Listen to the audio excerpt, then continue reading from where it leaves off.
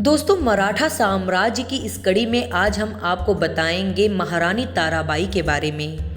राजा राम महाराज की मृत्यु के बाद महारानी ताराबाई ने ही सत्ता के सारे सूत्र अपने हाथ में ले लिए और अपने 4 वर्षीय पुत्र शिवाजी द्वितीय को राजा घोषित कर दिया।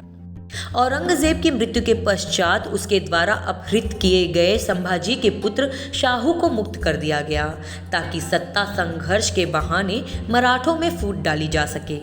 पता चलते ही रानी ताराबाई ने शाहू को गद्दार घोषित कर दिया।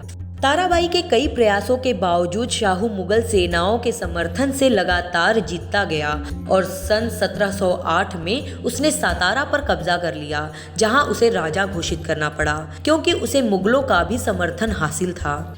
शाहू जी ने बाजीराव पेशवा और कान्होजी आंग्रे के साथ मिलकर 1714 में ताराबाई को पराजित किया तथा उनके पुत्र सहित उन्हें भी पन्हाला किले में नजरबंद कर दिया गया, जहां ताराबाई और अगले 16 वर्ष तक कैद रही। आगे चलकर शाहू जी महाराज ताराबाई के पुत्र संभाजी द्वितीय को कोल्हापुर में एक छोटी सी रियासत देकर उन्हें वहां शांति से रहने के लिए भेज दिया। 1748 में शाहू जी बीमार पड़ गए और लगभग मृत्युशैया पर ही थे। अब ताराबाई ने फिर से साजिशें रचनी शुरू कर दी।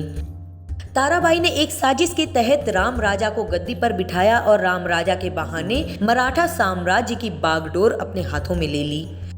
राम राजा को उसने कभी भी स्वतंत्र रूप से काम नहीं करने दिया और सदैव पर्दे के पीछे से सत्ता के सूत्र अपने हाथ में रखे। ताराबाई 1761 तक जीवित रही।